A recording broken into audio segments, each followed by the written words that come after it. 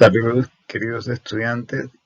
Para iniciar con la primera unidad del curso de técnicas de investigación bibliográfica, la unidad que tiene que ver con la recuperación de la información y uso de la información bibliográfica, vamos a ver algunos conceptos importantes, que son el preámbulo para todo este curso.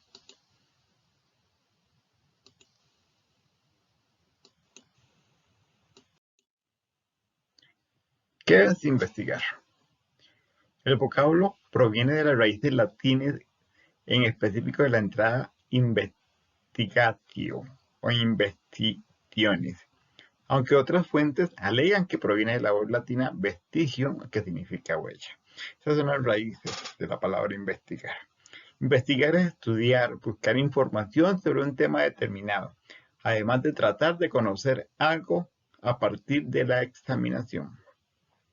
Es aquel proceso metódico, sistemático, objetivo y ordenado, que tiene como finalidad responder ciertas preguntas, teorías, suposiciones, conjeturas, hipótesis, que se pueden presentar en algún momento. Y la investigación nos permite adquirir conocimientos e información sobre un asunto o tema que se desconoce. Existen muchos investigadores en la historia. Este no es el tema central, pero sí es importante resaltar la labor de algunos de ellos. Podemos mencionar a Leonardo da Vinci, Thomas Edison, Albert Einstein, Aristóteles, Isaac Newton, un poco más reciente, Stephen Hawking, y si vemos, hay pocas mujeres en la historia de la investigación, entre ellas Marie Curie. Y bueno, en las últimas décadas, esto por dicha ha ido cambiando y ya hay más mujeres sobresalientes. También hay una parte que dice que hay más mujeres en la historia, pero que fueron invisibilizadas porque la investigación y las tareas académicas eran cosa de hombres. Entonces, esto es simplemente un preámbulo de algunos investigadores importantes. ¿Por qué es importante la investigación? Como decía, el contexto nos ayuda a solucionar problemas, nos ayuda a generar nuevos conocimientos.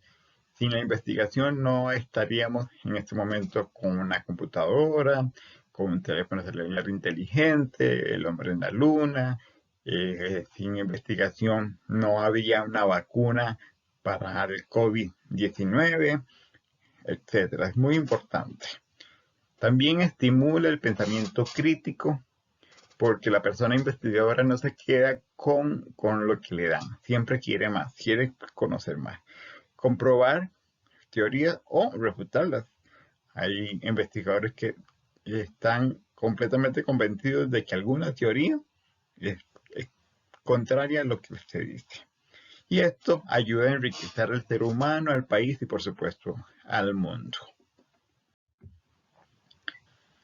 ¿Qué se puede comprender por investigación bibliográfica? Es un proceso mediante el cual recopilamos conceptos con el propósito de obtener un conocimiento específico. Es procesar escritos principales de un tema en particular, es agarrar todos los temas o toda la información que haya escrita, libros, periódicos, artículos de revista, etcétera, etcétera, etcétera, sobre un tema en particular. Este tipo de investigación se adquiere en diferentes nombres, ¿verdad? Con diferentes nombres. Se puede hacer biblioteca, centros de documentación, bibliográfica.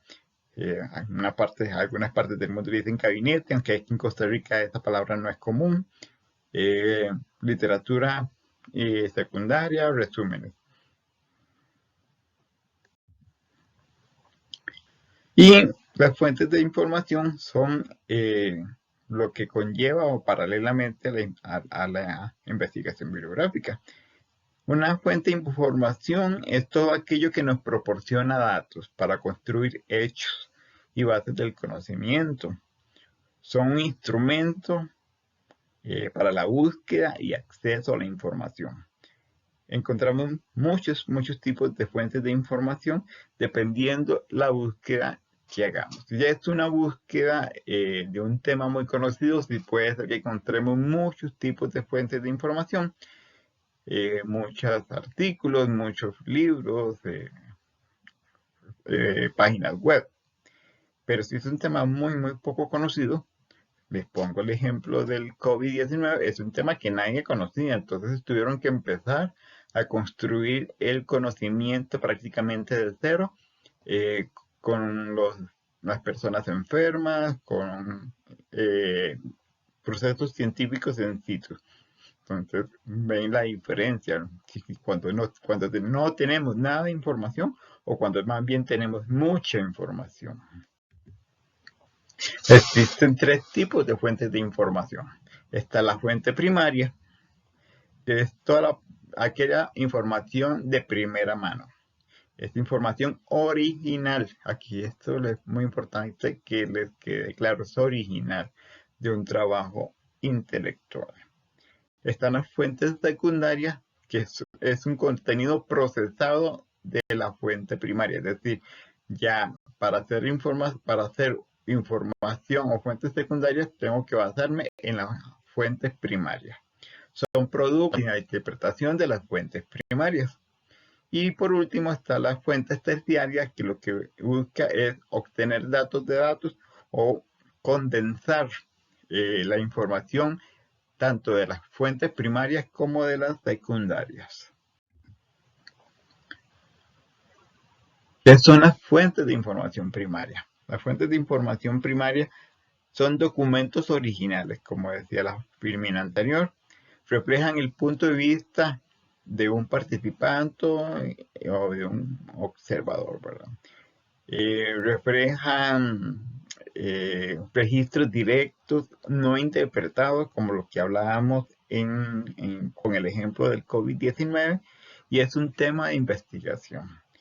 Ahí vemos unos ejemplos, cuando la gente se piensa a hacer trabajo de cero, cuando empieza a recopilar, a hacer estudios directamente, observación. Las fuentes primarias se sacan mucho de la observación. Características y ventajas de este tipo de fuente: permite acercarse lo más posible a la comprensión de las experiencias vividas de otros y descubrir qué realmente sucedió. En este momento se está investigando de dónde provino la enfermedad de COVID-19. Se cree que es del consumo humano de especies animales no tradicionales.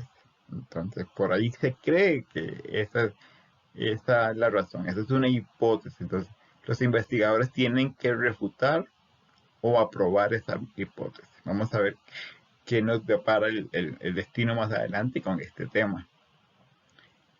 Las fuentes nos dan un valor al trabajo de investigación en general porque son originales, como ya lo hemos hablado.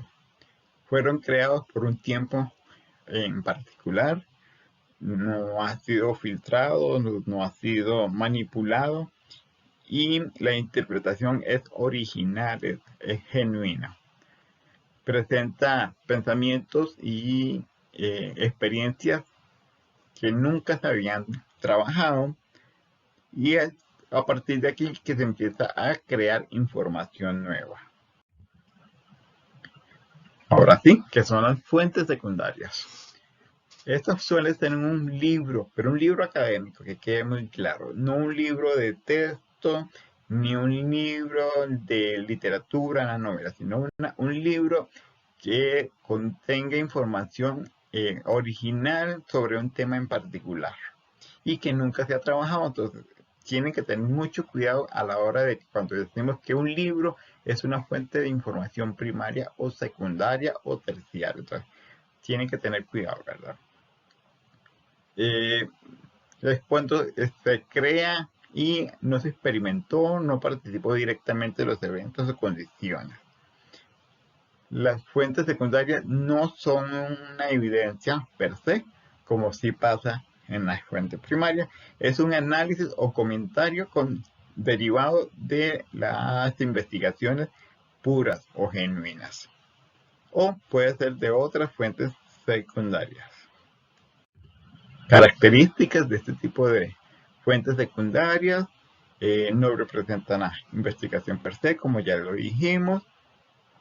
En la mayoría es una revisión de literatura de fuentes primarias, de resultados e investigaciones ya establecidas, pero es una interpretación, un análisis de esos temas o artículos que han salido originalmente. Este tipo de literatura también ayuda a comprender el nivel de incertidumbre acerca de algo que se conoce apenas recientemente, pero ya más explicado. Y, por supuesto, está en paralelo con otras investigaciones adicionales para completar el tema que se está trabajando. Ahí vemos algunos ejemplos de información secundaria, artículos de internet, revistas, DVDs. Bueno, ya los DVDs casi no se usan, y periódicos en línea básicamente. Ahora sí, ¿cuáles son las fuentes de información terciaria? Es todo lo que consolida las fuentes primarias y secundarias en una sola fuente para tener un acceso más rápido a la información. Las fuentes terciarias son buenos puntos de partida para una investigación en general.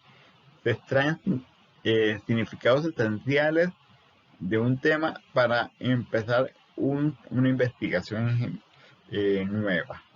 Puede ser que haya mucha o no haya mucha información. Ejemplos de información terciaria: diccionarios, enciclopedias, bibliografías, manuales.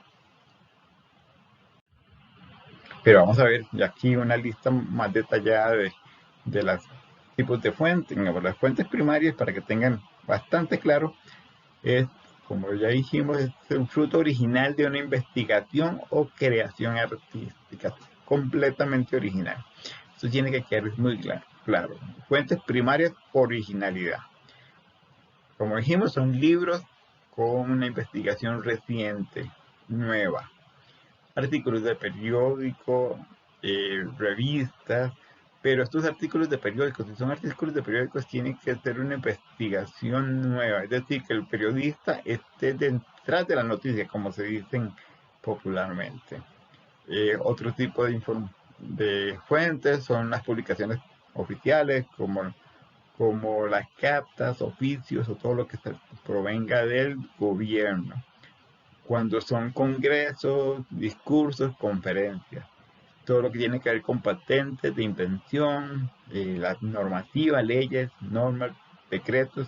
Una fotografía es una fuente primaria porque no está manipulada. Una partitura de música, una película, un documental, cualquier grabación es una fuente primaria. Artefactos, porque yo puedo tomar un artefacto para investigarlo. Pongamos un ejemplo: una computadora. Yo quiero investigar cómo está esa computadora, entonces yo cojo la computadora como una fuente de información. Los diarios, que es como parecido a... No, mentira, los diarios se refieren más que todo a las vivencias de una persona. Podríamos decir que el diario de Ana Frank, a pesar de que se dice que literatura, es un diario porque es fuente primaria.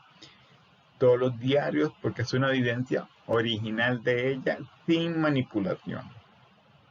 Si ya la hubieran hecho novela o la hubieran hecho en prosa, ya hubiera sido secundaria, pero fue escrita directamente por ella, para que les quede más claro.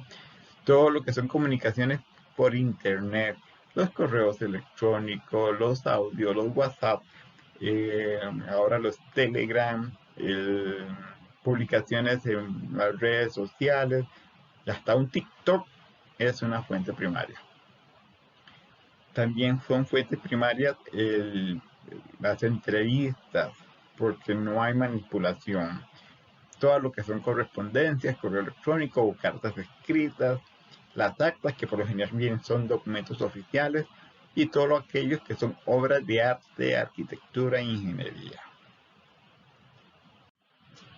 Fuentes secundarias, ya aquí tiene que ver la manipulación o el análisis de las fuentes primarias.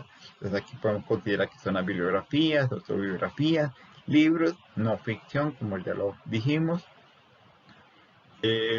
catálogos, bases de datos, artículos de revista, pero dependiendo de la disciplina, ¿verdad? Y igual que los periódicos. Los diccionarios, enciclopedias y libros de texto pueden ser consideradas también terciarias, dependiendo el análisis tan profundo que se le haga. Entonces, si el diccionario es muy original, se considera una fuente secundaria, pero ya es manipulado o explicativo, entonces ya sería una fuente terciaria. Los atlas, anuarios, las estadísticas, porque las estadísticas se toman de una fuente primaria. ¿No? Las estadísticas pueden salir de una observación o de un cuestionario. Entonces, el dato original está en la fuente primaria, pero ya la manipulación de un cuadro estadístico sería secundario. Comentarios, críticas, sitios web, que dependiendo del sitio web puede ser también primario. Si es información de primera mano, original, sería en fuente primaria, pero si ya es un sitio web con información de recopilación, es una fuente secundaria. Y para terminar, las fuentes terciarias, que son obras de referencia. Entonces, ustedes ven una enciclopedia, un diccionario, todos, por lo general, todos son fuentes terciarias. Los manuales, manuales de automóviles, manuales de cocina, cualquier tipo de manual. Las bibliografías de la bibliografía. Los resúmenes es un claro ejemplo de las fuentes terciarias porque yo estoy extrayendo información de una fuente de la fuente. Directorios, libros hechos, convenios, antologías, libros de texto, Wikipedia. Wikipedia es un claro ejemplo de información terciaria porque lo que hace Wikipedia es extraer información de un montón de lados pero sin analizarla. Además de cronologías y guías.